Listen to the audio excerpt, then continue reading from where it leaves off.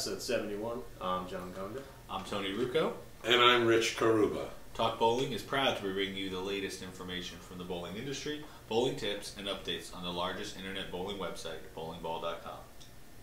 It's kind of weird shooting back to back. Yeah, I know. We're only 2 in. We got a lot more to go. Right. Well, as we stated in episode 70, Rich Carrubba is going to be with us over the next few episodes. He's in the offices this week, so we decided to have a guest on the show. So he's going to help carry us through the holidays with episodes. Right. That way we don't lag like we have. That's right. Especially recently for some reason. That's right. And I do have one question for you, Rich. Because one question? We don't get the opportunity to have guests that often. And we may never get a PBA champion as a guest. So can you tell our viewers kind of what that whole experience was like? I know it was a little while ago, but I'm sure something like that, you never really forget that memory. Well, I've forgotten it a long time ago. I think what was more important was being a good touring player, a journeyman player. I had the good fortune of bowling for a dozen years or so on the Pro Bowlers Tour, probably a sign of a misspent youth. But what was more important to me was making the top 24 match play finals. In those days, the format's different today, of course, on the Pro Bowlers Tour, but doing that more than 100 times. When I got to that 100-time mark, that proved that I could be fairly versatile. I didn't have a great gift to close the job. I couldn't win a lot of tournaments. I didn't have the firepower many of my contemporaries did. But I like to joke around and say I put a lot of guys in the Hall of Fame. That's right. You bowled with a lot of all the Hall of big Famers. Yeah, well, the guys that are from the old eras, you know, and it was a lot of fun. We bowled in years where there was a limited number of TV shows. They might have 35 tournaments a year, and only 10 or 12 were actually televised. So you had to win the tournament outright, or you didn't have a chance to improve your position in the majority of the tournaments for a long time. So it was a lot of fun. It was the old days. I don't like to dwell back on that too much. The game has evolved so much. I'm so impressed with the young players today and the skill and the talent they have, the ability to strike a lot. And I try to bring, you know, stay in the here and now and Sure. not live in the past, particularly when I write articles or if I do little video clips and I make suggestions to try to help people with their bowling. Makes sense. Yes. All right. Well, why don't we do a question from a viewer? And I'm sure if the viewers knew we were going to have Rich on, the questions may have varied a little, but this was a little last minute, so to speak. So this week, Paul asked, I have a mold of my thumb because I have never found someone who could draw my thumb exactly the same. Do you do molds for thumbs? And the simple answer, yes, we do. Yes. Bowlingball.com recently started offering custom drilling. We're all aware of that. I think we've talked about it a little bit on the episode. When we do custom drilling, we do offer that option because we're not your local pro shop. It would be much easier if all of our customers decided to use a thumb mold, because if we don't bevel the thumb, we don't open the thumb. So there's still a need for you to take it into your pro shop. For some people, that's just an issue. Right. The shop isn't open or there isn't a shop close. So a thumb mold's a great solution to that. Nothing like having that same consistent feeling. You want your thumb to exit the ball the same way each and every time you bowl. You know, in the summertime, you might live in an area with high humidity, and then in the winter with the cold weather, perhaps. So the more consistent that you can have your thumb feeling over time is going to help you, and I think this thumb molds are great ideas. And we have multiple options. If you have a ball that fits you already and you don't have a thumb mold, you can send us the ball in and we will make a mold for you. Correct. When you're purchasing a bowling ball and you choose a custom drilling option, it'll take you to a page where you choose everything you want to do, add inserts. Right, kind of all the little pieces of drilling a ball. So one of those is create a thumb mold. Right, and what we'll do is we'll create the mold, and for those of you that don't know what it is, it's a silicone mold. We'll keep that on file here along with your specs. So from that point on, you never have to send us a ball in again. We just have your specs, we have your thumb mold, we know your grip sizes if you use them, and we put the holes in the ball and send it off to you. And it should be ready to go out of the box at that point. Sure, and what John alluded to there, or not alluded to, what he said about picking up the ball, we are currently offering to do that for free. So if you want your ball picked up, you select that in that menu, you select pick it up, we send you the call tag, all you have to do is get it to us and we ship it back to you for free with your new ball. Right, and then we keep, like he said, we keep everything on file. And actually, if you go back to one of the earlier episodes of Talk Bowling, we talk about thumb slugs and molds. So you can actually see what a mold looks like, and we kind of explain how it works in there as well. Yep. Wow. Well said. So I think that answers your question, Paul. If you do have questions about that, please contact any of our customer service reps. You can use our live chat feature. You can email us at support@bowlingball.com, and you can talk to one of our customer service reps who can get you in touch with our technical specialist if you have questions. If you have more in-depth questions about your thumb and how we can help you. You know, someone asked me, can you put bowler's tape down in a thumb mold? Of course you can. If the thumb mold has just enough room for you and your thumb contracts while you're bowling, you're one of those type of people, certainly you can use bowler's tape, and you can layer it and then you can remove a piece as you need. It's easy to clean the gummy feeling out of it too. I really believe these thumb molds are the way to go. It's very difficult for any experienced pro shop operator to make a new bowling ball feel like another one, to match it to an existing one that you really like the way it feels. You have a much better chance using the thumb molds, and so we suggest you consider giving it a try if you haven't already. Definitely. For sure. Next, we're going to talk more about BowlVersity. Yeah, about BowlVersity. We talked about BowlVersity in our last episode, kind of introducing it, because we haven't really talked about it on the show to this point. Right. It's been on the site for a month, a little over a month or so, and we're really going to focus a lot on this because we think this is a good tool for all of our customers and our viewers. So we're going to break these down by levels in BowlVersity, and Rich is going to be the one who kind of goes at that project. So I'll let you talk about what we're going to do there. Sure. The articles, we're trying to have some kind of a system to deposit the articles on the site so they have some sense. If you're a brand new bowler to the game, you're not going to want to read something perhaps that appeals to the highly skilled or highly experienced players, and vice versa. If you've been bowling for a long time, you're a top player in your local community, you might not want to read a beginning article. But we do have articles geared for everyone, for intermediate levels and advanced levels and so on. And it's not that someone wouldn't have the intellect to understand a more in-depth article. It's just what we feel is worth sharing with you. And please keep in mind, none of these articles are perfect. What I try to do, and the ones I draft, and I'm sure the other contributing writers do as well, is make sure that we share ideas and information that maybe are used by certified USBC coaches or top local bowling professionals. Sometimes I consult or collaborate with others before I get a theme for an article.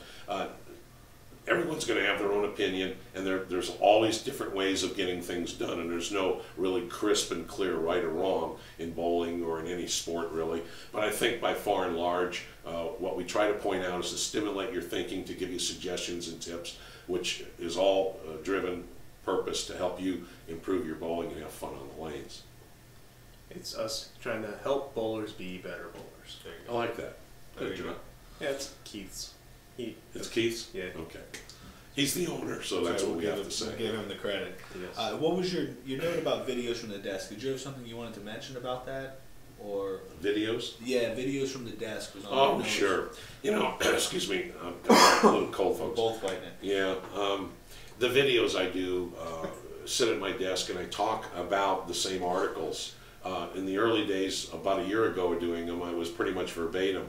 And then we changed our strategy and we tried to elaborate a little more, so if there was information I didn't cover in the article, we do it just off the cuff, talking to you directly.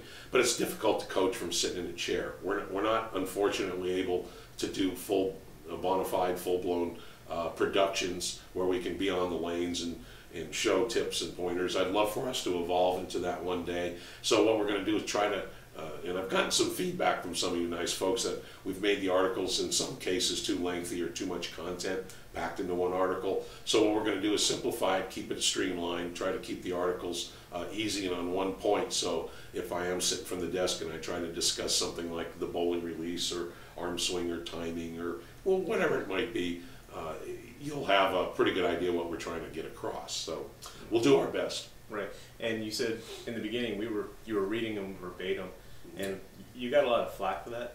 Yeah, I did. But what people didn't realize is those videos weren't just on the article page; they were across the internet. So a lot of people don't like to read, first of all. Right. And people were finding those videos not just on the article. Right. So page. it wasn't that you were reading the article and then he was giving it to you in a video form. That video was somewhere else without the written version of that article. So that's kind of why we started that way. But we still took your feedback. We understood, and Rich has done a great job of being a little more loose and just kind of shooting from the hip. so to speak. Yeah, in the videos, and just like we're trying to sit across from each other at a table and have a discussion about that particular point. And I hope we're successful by far and large. There's no perfect system of doing it, but I don't think any content has been provided in greater depth and detail and as much of it anywhere in the world as at bowlingball.com. I agree. That's our goal. I agree. You want to talk about the perfect scale on this one? Yeah, we can. We should have. Yeah, Yeah, drink some coffee. Yes, thank you. Definitely. We had thought, while we also had Rich, that we would maybe in the next few episodes talk about a feature each episode. Sometimes we touch on this. John and I usually spend so much time trying to answer as many of your questions as we can. We don't get to do this stuff. So we thought we'd talk a little bit today about our perfect scale. That is, I don't know if the right term is trademarked, or that's something that our owner Keith Spear came up with years ago. And the goal, when we were sitting down and talking about this, the goal was to bring together all the companies' hook ratings into one system, because Brunswick has their own hook rating scale, Storm has their own hook rating scale, and 900 Global, everyone gives a ball a different number, and you can't compare it apples to apples. Right, some are 0 to 10, some are some 1 to use 100. and some use different numbers, break point shape, all different factors. So what Keith wanted to do is give everyone a place where they could see it together and compare ball to ball. So that's what the perfect scale does. Simply, it's from 0 to 300, which was just a cute little thing, obviously, since we're in bowling. And it brings it together, and we assign each ball a number so that you can look at a Storm ball, a Roto-Grip ball, a Brunswick ball, and a 900 Global ball and see the difference between the four. And it's a proprietary algorithm that it takes into account so many different factors. It takes in each company's, it takes in all the factors. We do our best to make it fair to all the companies. Some companies give us more information than others, but at the end of the day, that's the best way we can give our customers to compare ball to ball when they don't use the same rating scales. Right, and we really like it because the older equipment has perfect scales, so if you have trauma or some ball and you're looking to buy a new ball and you want to have a hook rating around the same, you can compare. Right, and I know you've talked about it quite a bit in your episodes and in some of your articles because it's a good tool. I believe it's a great tool. It's just a way to compare all the latest products in the market today, and I don't think it's very difficult to use at all. It's simply a matter of clicking on the area of the perfect scale that matches the lane condition that you feel that you encounter the best, and it'll give you bowling balls with various cover stocks or core constructions that match up best on those conditions, and it gives you choices to eliminate from all the bowling balls on today's market. You want to get down to just a couple choices, and it's a great system. If you have any questions, I would just email us or some way. Is that the best way, John? Yeah, John will tell you. And we'll tell you. John's got pretty much the rest of the episode. Go for it. Like. You can Rich and our throats need a little bit. Yeah, thank you. And as they are trying to get me sick for after these episodes, you can reach us by sending us an email to questions@talkbowling.com. Leave a comment on any episode of Talk Bowling. This is episode 71, or on Twitter @TalkBowling. Right. All right, this episode is brought to you by GoDaddy. Starting at less than $5 a month, GoDaddy includes 99.9% uptime, 24/7 support, and free access to the GoDaddy hosting connection, the place to quickly install over 30 free applications, sure to help you get the most from your hosting plan. GoDaddy also provides a free iPhone, Android, or BlackBerry app so you can order directly from your phone or manage your domains easily. Plus, Talk Bowling viewers can enter promotion code BOWL8 to save an additional 10% off any order. Some restrictions apply. See site for details. Get your piece of the internet at GoDaddy. All right. Your turn to do the closing. In closing, please remember that bowlingball.com is free shipping, every item, every day. No hidden handling fees, no hidden packaging fees, no added insurance fees. The price shown on the product is the price you'll pay at checkout. No surprises. So check it out. This episode will air after the holidays, so we hope everyone had a happy Thanksgiving. After Thanksgiving, after the first part of the holidays. So we hope everyone had a happy Thanksgiving, and please check out bowlingball.com for all your Christmas needs. Or other holiday needs, because there's a lot more of this. Oh, that's right. I'm sorry. Thank you. Thank you for watching. See you next time.